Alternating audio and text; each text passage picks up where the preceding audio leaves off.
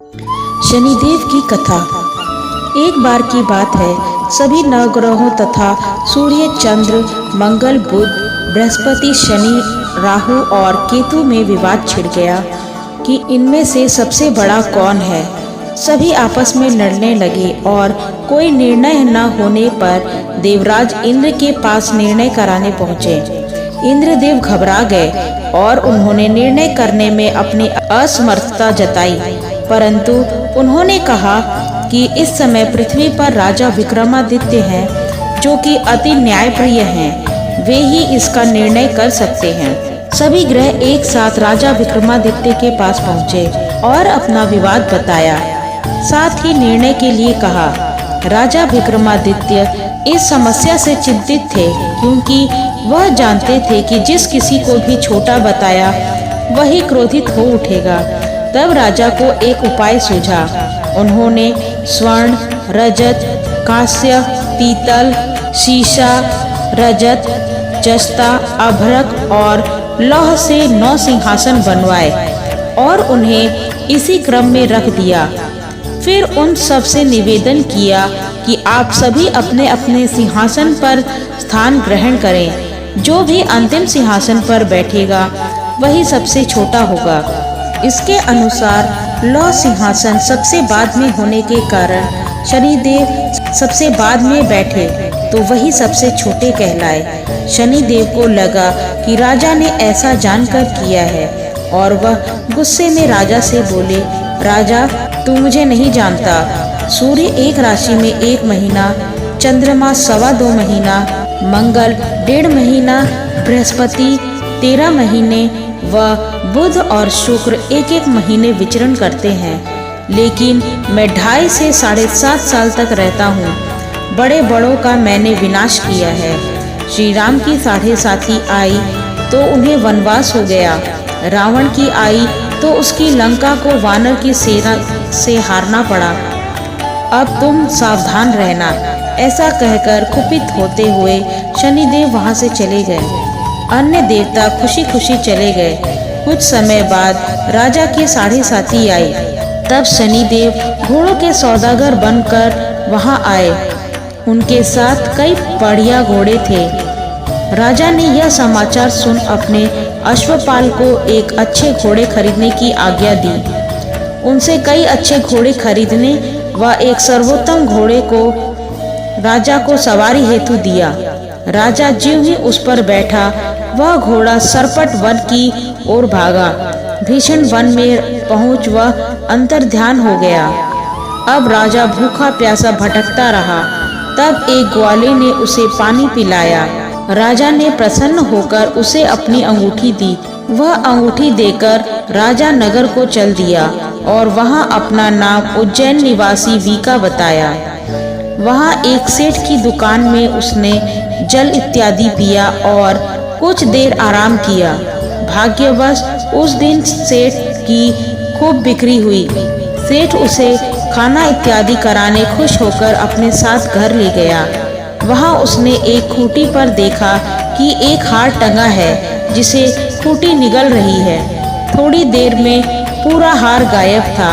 तब सेठ ने आने पर देखा कि हार गायब है। सेठ ने समझा कि वीका ने ही उसे चुराया है। उसने वीका को कोतवाल के पास पकड़वा दिया।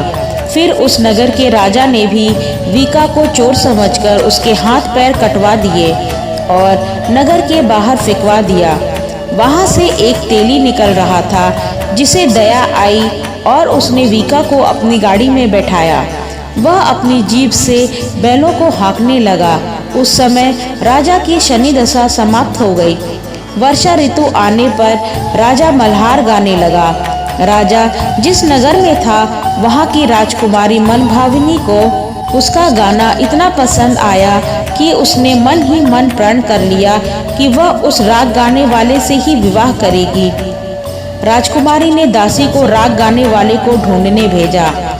दासी ने बताया कि वह एक चौरंगिया है, परंतु राजकुमारी न मानी। अगले ही दिन से उठते ही वह अनशन पर बैठ गई कि विवाह करेगी तो उसी से ही करेगी। बहुत समझाने पर भी जब राजकुमारी नहीं मानी तो राजा ने उस तेली को बुला भेजा और विवाह की तैयारी करने को कहा। फिर उसका विवाह राजकुमारी से हो गया। तब एक दिन सोते हुए स्वप्न में शनिदेव ने राजा से कहा, राजन, देखा तुमने मुझे छोटा बताकर कितना दुख झेला है। तब राजा ने उनसे माफी मांगी और प्रार्थना करते हुए कहा कि हे शनिदेव, जैसा दुख मुझे दिया है किसी और को न दें। शनिदेव मान गए और कहा कि जो मेरी कथा और व्रत कहेगा उसे मेरी दशा में कोई दुख नहीं होगा। जो भी व्यक्ति रोज मेरा ध्यान करेगा और चींटियों को आटा डालेगा उसकी सभी मनोकामनाएं पूर्ण होगी। और शनिदेव ने राजा को हाथ पैर वापस कर दिए। प्रातः आँख खुलने पर राजकुमारी ने देखा तो वह आश्चर्यचकित हुई। विका ने उसे बताया कि वह उज्जैन का राजा विक्रमादित्य है। सभी अत्यंत प्रसन्न हुए। सेठ ने जब सुना तो वह राजा के पैरों पर गिरकर क्षमा मांगने लगा। राजा ने कहा कि वह तो शनिदेव का क्रोध था, इसमें किसी का कोई दोष नहीं। सेठ ने फिर निवेदन किया कि मुझे शांति तभी मिलेगी जब आप मेरे घर चलकर भोजन करेंगे। सेठ ने अपने घर नाना प्रकार के व्यंजनों से राजा का सत्कार किया। साथ ही सबने देखा कि जो फूटी हार निगल गई थी वही अब उसे उगल रही थी। सेठ ने अनेक मोहरें देकर राजा को धन्यवाद दिया। सेठ ने राजा से अपनी कन्या श्रीकंवरी से विवाह करने का निवेदन किया। राजा ने सहज स्वीकार कर लिया। कुछ समय बाद राजा अपनी दोनों रानियों मनभावनी और श्रीकंवरी को सभी उपहार सहित लेकर उज्जैन नगरी को चले। वहां राजा के राज्यवासियों ने सीमा पर खूब आदर सत्कार किया। सारे नगर में दीपमाला बनाई गई। राजा ने घोषणा की कि मैंने शनिदेव को सबसे छोटा बताया था, जबकि असल में वही सर्वोपरि हैं। तब से सारे राज्य में शनिदेव की पूजा और कथा नियमित होने लगी। सारी प्रजा खुशी और आनंद के साथ जीवन बिताने लगी। जो भी कोई शनिदेव की इस कथा को सुनता या पढ़ता है उसके सारे दुख दूर हो जाते हैं। व्रत के दिन कथा को अवश्य पढ़ना चाहिए। जय शनिदेव महाराज।